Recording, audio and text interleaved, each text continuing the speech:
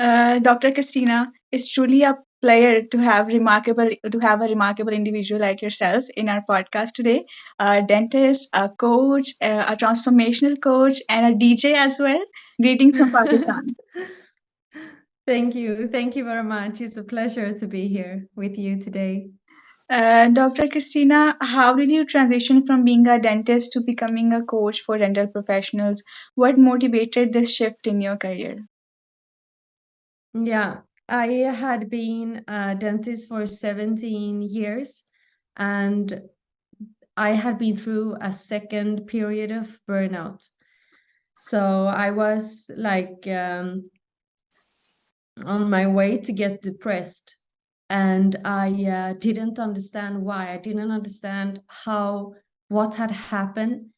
How could it go so far that I was a clinic owner and I had like everything I have wanted, but still I came to a point when I was not happy. So I had to pause my life a little bit. I had to stop and rethink and to find myself. What happened was that I had been serving everybody so much, so I didn't have any energy for myself. You know, when the battery has like 1%, that is how I felt. Could just barely go up, but it's incredible how we are, because I was still high functioning. I was still a clinic owner, mother, everything functioned, but inside I was like dead. And I didn't want to be like that. It scared me. So I took a time off, a short time, a few weeks. I went to my mother's house in Greece, and I just stopped and thought, what is happening? And I started to read a lot, read about it, read about burnout, and read about depression. And I could find the pattern, and I could find the reason why this had happened to me. Because there are 9 personality types or 9 characteristics that this happens to. People who have very high work moral, who value themselves from what other people say and think. They don't stop as soon as it gets difficult. They just continue. Very high work moral. So that was I came to that point, and I realized that I remember I felt so alone. And I remember feeling that when I'm out of this, when I have understood what is happening to me, I have to help other dentists. First of all, to prevent them from getting burnout and depressed, and also to give them a safe space. It's so horrible when you go through a difficult time, because you feel so alone and you feel like you're weak, that you're crazy, and it's not. It's actually the opposite. It is that you're working so hard and you don't give yourself the energy, and you give it to everybody else. So that mission started when I was going through the difficult time, that when I realized and when I have gotten the help I need, I will help others. So that is how it started. Dr. Christina, you are a dental coach for dental professionals. You transform people's careers and lives. Can you tell us what can coaching do for a dentist?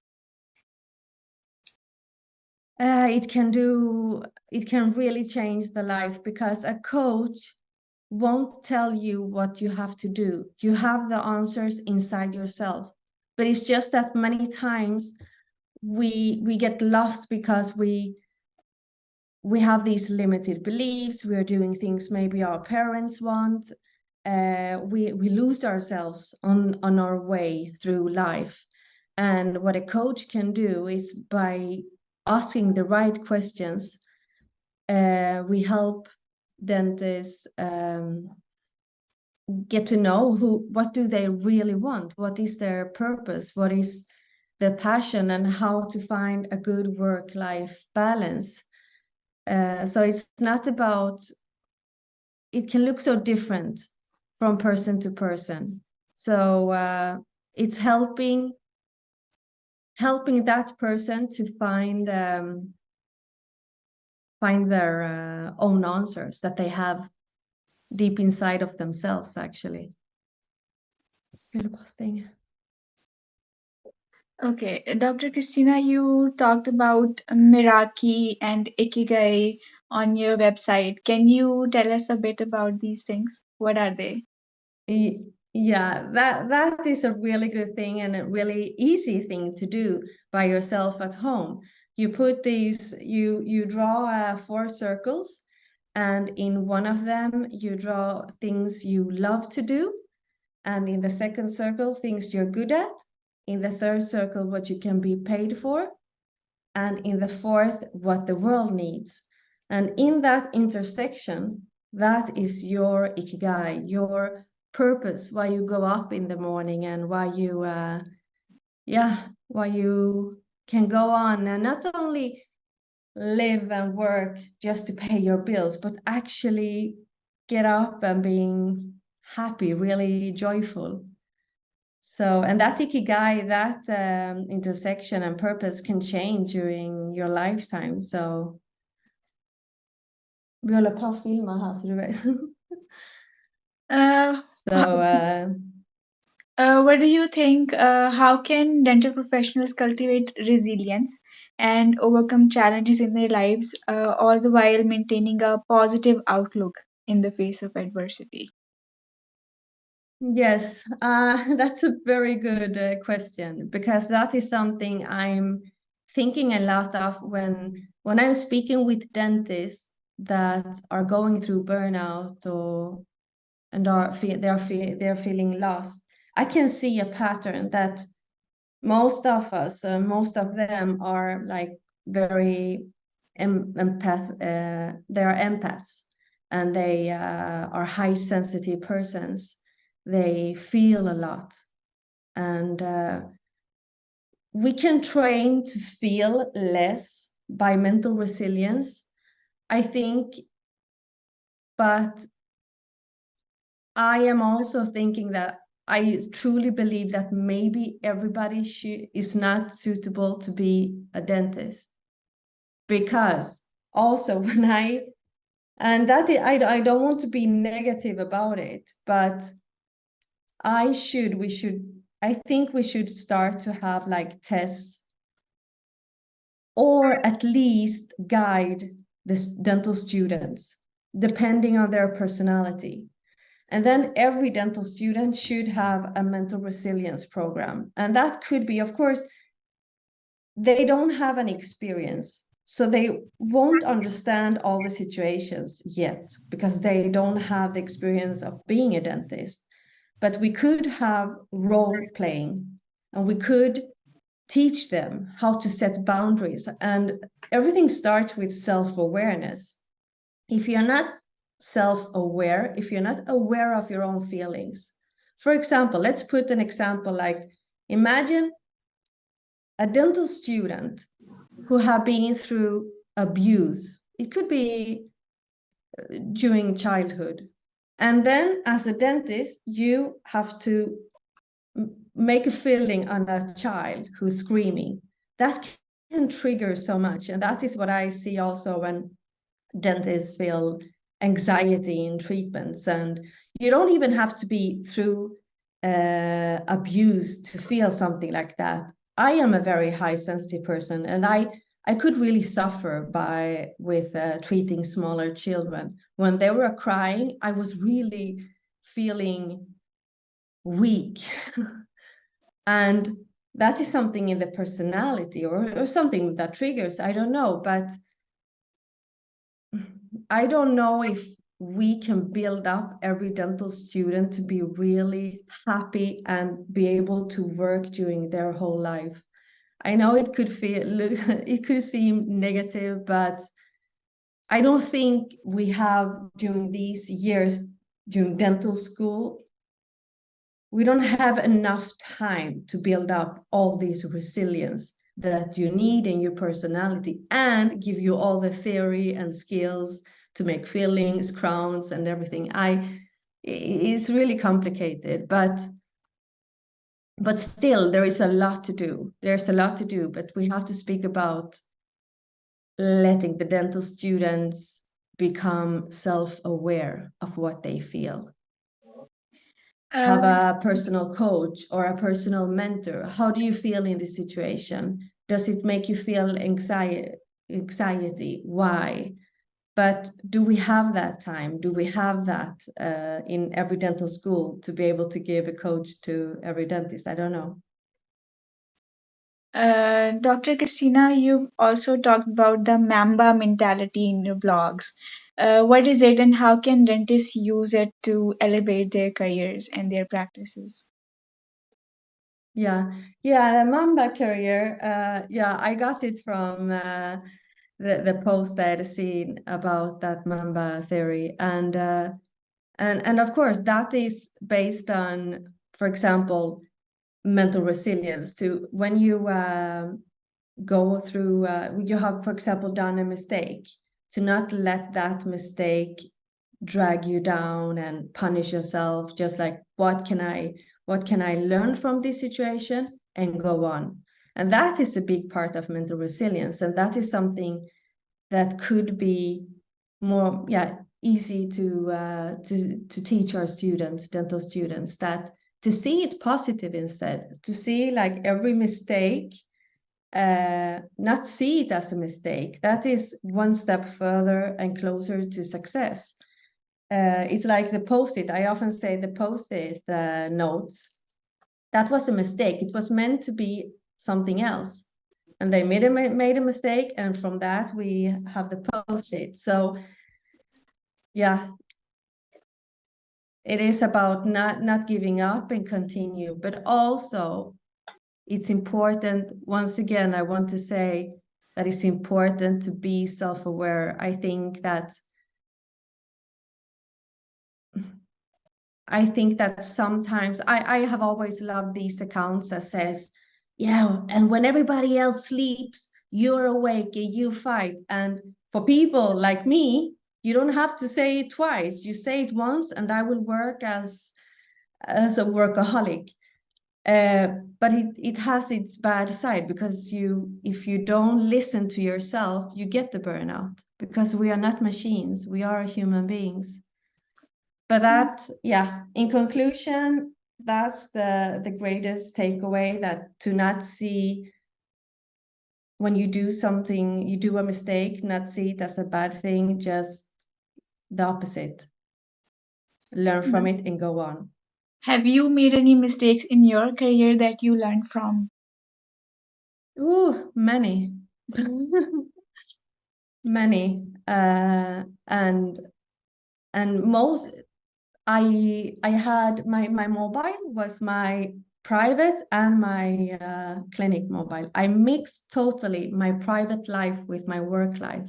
I took it so seriously. I have this side of me that I have to push away, that I can get obsessed. I can get too much, because I have to prove to myself, to the world. Now I have got coach myself. Before I became a coach, I had a coach to how to say,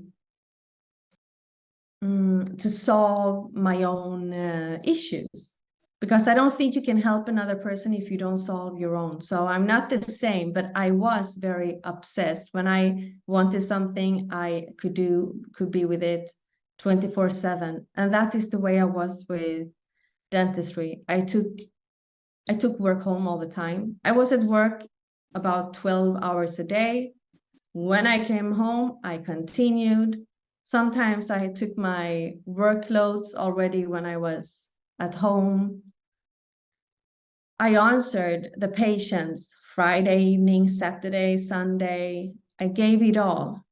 And that is something you can never give it all. You have to keep things for yourself and be able to recharge, to later discharge, to recharge. That is where the work-life balance comes in.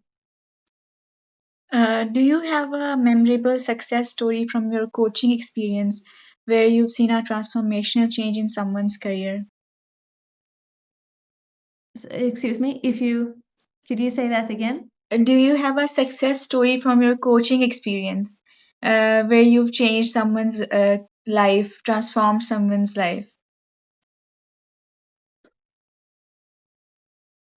For me, all the talk when I all the sessions I have feels like a success when you see a client sitting totally drained, depressed, and you speak, and during the speech you just see how they light up, how they get this glow in their face again. That is for me success. Because what is success? Success is not, we think that it is like the destination, but it is actually the journey. So it's when a person sees that, yeah, but I love that, I want to do that, or yeah, I'm going for this. And when they realize how they can have a better life, that is success for me and for them. For me, when I see it through them, their happiness. Okay, Dr. Christina, you are a DJ in your spare time. How do you find time for that, and how for making music, and how is it special in your life? What is the importance of finding some and a creative outlet for dentists? Yeah, for me, music has always been very important part of my life, music and dance. Uh, but that was one of the things I also forgot or pushed away when I started dentistry and had my own clinic. So after my first burnout, when I had been a dentist for 10 years, then I rediscovered the music, and it gave me so much life and joy back again. And it somehow balanced my work as a dentist. I really enjoyed dentistry, but because I was giving it so much, I didn't have anything to recharge. Of course, I had my family, but I needed something more to recharge. So the music helped me a lot with that. But of course, we only had 24 hours in our per day. So I don't have so very much time. So I'm concentrating on coaching and the DJs when I get an offer, or yeah, I don't take it. Yeah, I take it seriously, but the coaching comes first now. So it's, yeah, like an addition. You must have many interesting stories from your gigs and your time as a DJ. Is there any that you remember right now? Not really something special like that, but I loved I how have no you wear those wings when you're a DJ. wings. Yeah, yeah. Like, do you come up with those ideas yourself? Yeah, it's crazy that I have been a little bit obsessed with wings like for so many years. I don't know why, but I think wings for me stands for freedom, liberty, doing what you love. So I just it just popped up. I'm going to wear. No, it was my action. It was my dental assistant. She said, "Look at these wings, Christina."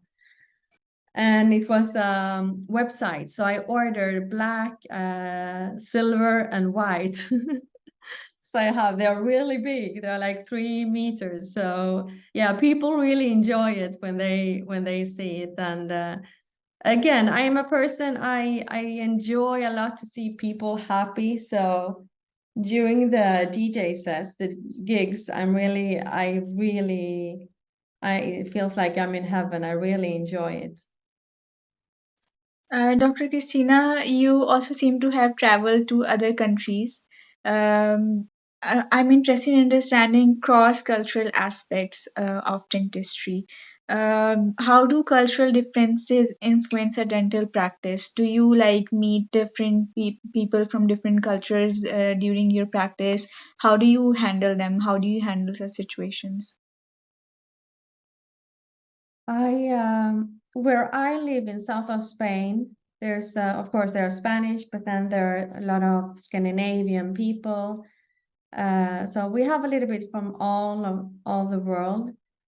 I have not really thought about culture because it's like when the patients enter, it's they are mostly always afraid when they see dentists. So it's like I just enter this role of taking care of them. I've never thought but about culture like that in that situation. But it's true. I was in Senegal with Dentistas Sin Fronteras, Dentists Without Borders, and I really enjoyed it. It was it was hard work, but it felt so special to be able to help people who don't have anyone else. It was a special feeling. I was really emotional there. Um, and also, it was a different thing. We were all a team who worked in the same room, and that doesn't happen so often. We are mostly alone as dentists with our assistant, but here we were all together. We had music in the background and we were working hard, but it was this light, happy environment. So I really enjoy that. Oh, sounds really fun.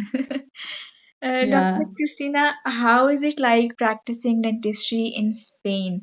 Are there any unique challenges that dental professionals face there? And would you recommend people from a country like Pakistan come and practice dentistry in Spain?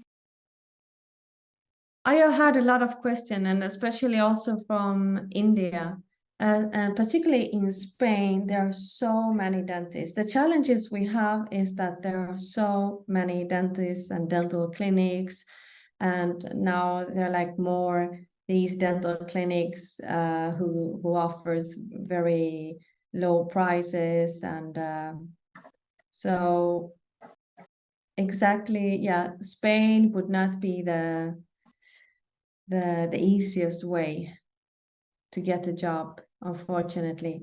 And that is something I think should be regulated, how many dentists we educate. We have to think about how many people we have in our population before we just educate the dentist. But I guess that's an economical thing.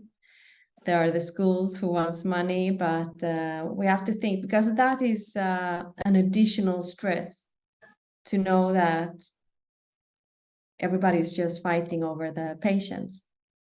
So that is a challenging bit that you have to post photos before and after on social media. You really have to show up. Mm.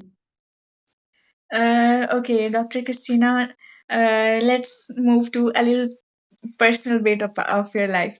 If you could switch lives with a fictional character for a day, who would it be and how do you think they would handle a day in your shoes? Any fictional character, if you could switch lives with any fictional character for a day. Wow. Hmm. It was a long time ago I saw fictional characters. I'm so boring when it comes to looking at television. I'm just looking at documentaries or serious any movies. any Disney princess you can think of or any cartoon maybe. Oh gosh. Huh. Wow. It's totally, it would be somebody adventurous who likes challenges. Maybe Rapunzel. Yeah, I was thinking about that. Maybe Rapunzel, yeah. And how she would be in my shoes. Wow. Right out It's of the tower. Right out of the tower. right off the tower. Oh my God. Yeah. Yeah, it's nice. It's nice to speak and connect with people. I that was something I noticed. That was a sign that I also had to change my life, that I wanted to speak more with the patients than what I actually wanted to work in their mouths. So I was speaking about life, psychology, and then I was like, oh, we only have 10 minutes left. Let's work. So many times I think persons who like deep relationships and deep talk and talk with people, connect on a deeper level, it could be difficult sometimes if you see many patients and you don't have time to talk actually because you have to do your work. So it's trying to find a balance, like you are doing with the podcast. Yeah. You've also How long started time have you had it? I started just last month in September. Ah, yeah. Yeah. Nice, nice. Congratulations. Thank you. You've also started podcast. I saw it on your page. Yes, yes, I have a few, yeah, so I have a little bit of everything. That's So great. yeah, it's nice. It's nice because it's a nice way to connect with people and hear their stories as well. Yeah, it's great. Dr. Christina, do you have any hobbies, any unexpected hobbies maybe that people might be surprised to learn about? How's your relationship with your kids? How's life at home? How do you achieve work-life balance? Yeah. I have three children. They're big now. They're 26, 25, and 15. So I Wow. was studying dentistry and I had Valentina and Pablo, who was 2 and 3 years old when I started the studies. So that was tough. And I try to, now they are grown ups, they have their own lives, but I try to be with them as much as possible. I'm married, I have two dogs as well, so we're busy.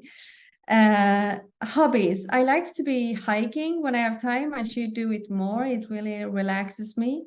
And I love to do like artwork. I love to knit. You can knit Wow. yeah, especially in winter time. I think it calms me down to be doing things with my hands. So I had a brand like 3 4 years ago, and I was knitting these big how do you say uh mm. now I'm English is not my native language, so sometimes I have to think about the word. Yeah, like a cover. I knitted these covers, but I knitted it with my hands. The Wow. yarn was really thick. Yeah, so that was That's, a hobby that I think many people don't expect. that's really interesting. Okay, Dr. Christina, do you have any questions for me, maybe? Yeah, what is your hobbies? My hobbies, well, I like to make podcasts. I spend a lot of time editing them, and I have made an educational. I have a educational project as well. I work on it. Recently, I was working with LA techniques, local anesthesia. I was making content on that as well. Maybe you'd like to see it's dentistryabridged.com.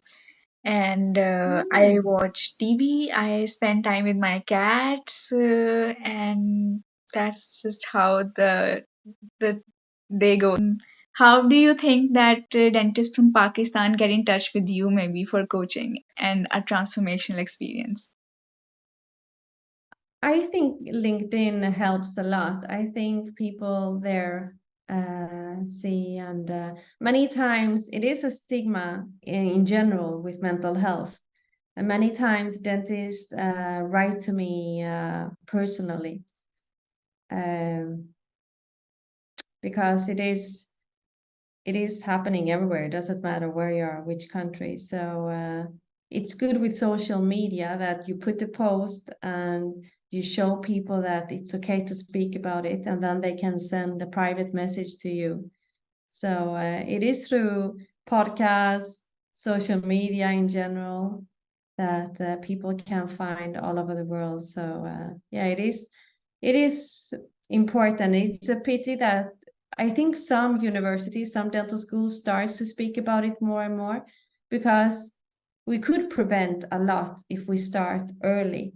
I would probably be a different person if I started when I was in my 20s studying.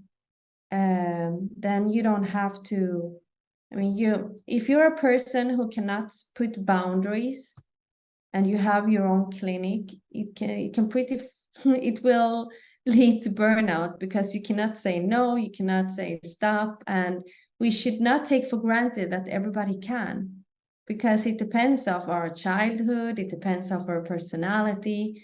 So I think we should have good mentors early to tell us a little bit and guide us a little bit. So Um, yeah, Thank you so much, Dr. Christina, for joining us today. thank you, It was an absolute pleasure having you. Wishing you all thank the you. best. May your journey and career be filled with success and happiness. Greetings from Pakistan again. Thank you. You too. Greetings from Spain. Thank Thank you you. so much. Bye. Bye.